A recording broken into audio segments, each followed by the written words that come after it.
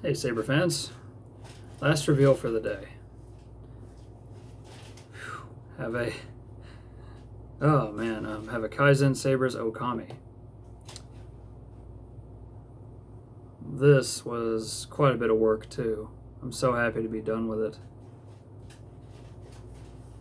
Recharge port kill key.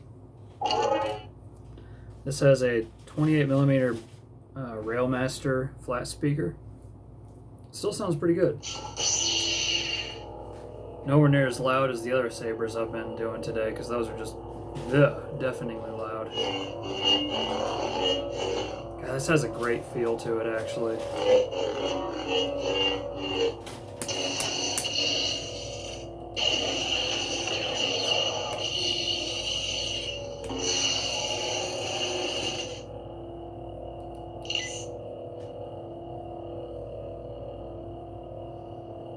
Tell you what looks really good on this saber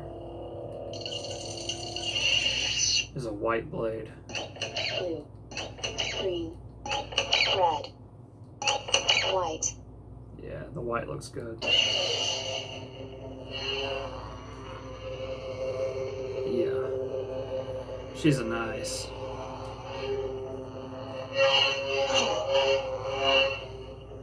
Yeah.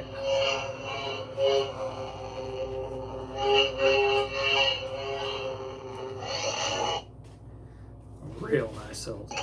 Purple, yellow,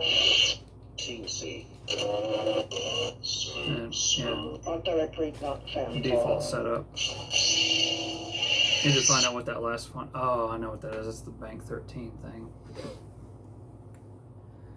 Yeah, nice hilt. Real nice hilt.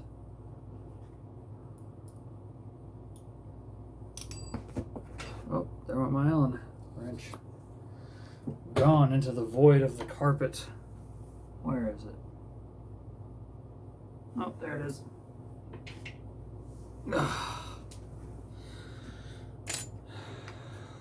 It's got a stock PCB.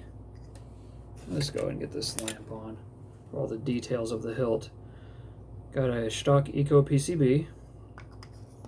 Probably going to shorten this blade plug a little bit. It's a little too long considering how I mounted the blade holder, or the PCB holder. Yeah, nice shine through. Things up about a 1/16 to an 1/8 inch too long. I've done a lot of mods to this. First off, I gave it a full mirror polish from head to toe. Oh god, it polished up so nice too. Like, I didn't even sand it at all. I just actually no, I did take some quadruple gauge steel wool to it first, just kind of rough up the edge, and then polish the hell out of it with my buffing wheel. Used brown and red compound, brown first, red next. Then I polished it up with some Mother's Mag, and it just, yeah, you can see it's a shiny girl. She's pretty. She's real pretty. And I used some gold tape, actually. This is gold tape I got off of Amazon. And this is gold Mylar tape, 1/8 inch thickness craft tape. Used it in those grooves and on these grooves. And in case you didn't notice, got some material here. That is genuine stingray skin. And that stuff is tough. It is real tough to cut. I have a little paper cutter where you can just slide down it, and that's what I was trying to use, and I got it a little bit with that, but yeah, I had to use something a little tougher than that to get it cut. The recharge port holder comes with it, as well as the kill key. This dual tactile switch holder is actually from Sorok Sabers on Etsy. Really well done. I did polish that up as well to match the rest of the hilt. I didn't even sand it, just polished it, went for it. As far as mechanically attached parts, the only ones that are not mechanically attached are these two parts, because they're not threaded. And you can see why. I mean, you see how thin that is? Like, Jesus Christ. It's really thin. Those are E6000 in place. Now, stingray wrap. 2 nice little dragon ornaments from eBay. And leather strap wrap. Pap, dap. From eBay as well. This idol wrap took me a while, I'm not gonna lie. I'd say I probably spent a few hours on it, and about 1 attempt per hour roughly. I was just chilling out, watching Lord of the Rings actually, and just trying it, doing the best I could, and I love how it turned out. I did 1 full wrap around here. I think I did I did double-sided tape up here. And then I just wrap, and getting it really consistent was my goal. I was using this as a guide. Triangle, triangle, triangle, triangle. It turned out pretty damn well. I'm really happy with it. Issue I found was, actually I still got the strap down here. The length was not quite perfect. This was the extra length I had from what was left over. My original plan was to actually sew the 2 ends together with a thread and needle, but I single knotted it in place just to hold it to make sure I was happy with it. And I was like, put a double knot in there, and I'm like, I like that. It's very traditional looking, I really like that about it. Now, technically, you don't ever have to access the board or anything because you have all your access out here, really, for your normal maintenance of charging it and everything. But if you want to edit fonts, I did take a hole punch, and I gotta tell you, not a hole punch, it's actually more of it's a punch you can hammer, because I needed it for this, and I had to knock the shit out of this stingray wrap probably a good 7 or 8 times just to get it done. So I just put a piece of 2x4 down and put the stingray wrap on top and just knocked the hell out of it. Of course, it was not on the hilt. There's no way in hell I would do that. You can tell it is quite close to that leather. Whenever you go to unscrew it, start to push away from it, and pull it up, or it folds back over it. And there's normally a set screw down here too, but that just takes the pommel off. There's no functionality to it whatsoever, so I just covered that up with the stingray as well. This is actually my first time taking off the grip section since it's been installed.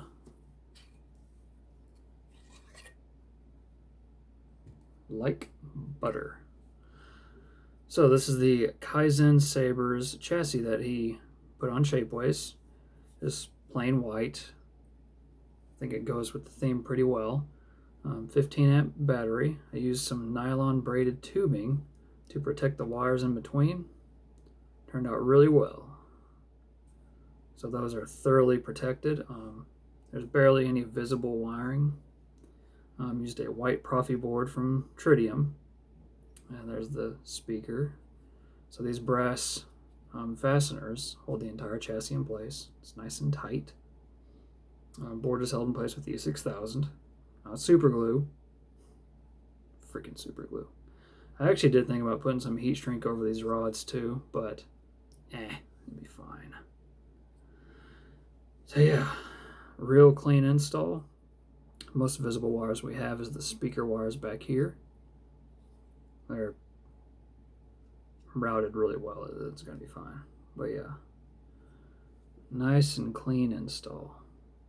There's not a whole lot of room to access the charging port.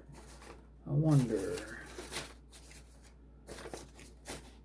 I used this cable to access it. It's about 15 bucks on Amazon and worth every penny. I do have this as well, an angled one. Yeah, it's still a bit too big.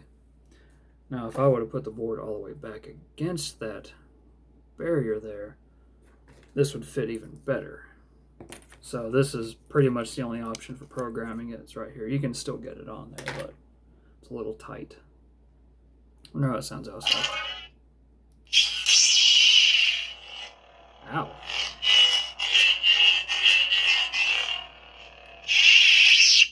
Wow. That was a lot louder. This is being ran at 1200. That's what's safe for a 2-watt speaker. Shink. God, I can't even remember whenever he originally did this run. May have been anywhere from 6 months to a year ago. Something strange in your neighborhood. Who you gonna call? Ghostbusters. So, get the screw in there, thread it a little bit, pull the leather back over, screw it in the rest of the way. I did think about, notching a little section in there to where you don't have to fold it over and over and everything, but I was like, how often do you really need to remove that? Not often unless you're changing fonts. And you can always test it out without putting that back on. So, it made sense to me. Yeah, real nice hilt. I know Chad at Kaizen, he does some incredible work on these with etching and powder coating, but I didn't really want it. I would have loved to have had it etched and powder coated, but I wanted to go for more of a traditional Japanese look. And yeah, I like how it turned out. She's long. She's got the longer grip, and like, wow. It's got some gripping area to it, like, just screams dual worthy, especially with that Suba on there. Wonderful. I love how he did the Suba. There's actually like a steel insert down in there and a hole on this, and it syncs up perfectly with an O-ring on the bottom too. So it's really nice how he did it. And the shroud just slides over and it's held in with this set screw. So yeah, that's my last reveal for the day. I'm going to get these uploaded and carry on to my next work. That little speaker venting too. Anyways, hope you enjoyed. Till next time, may the force be with you always.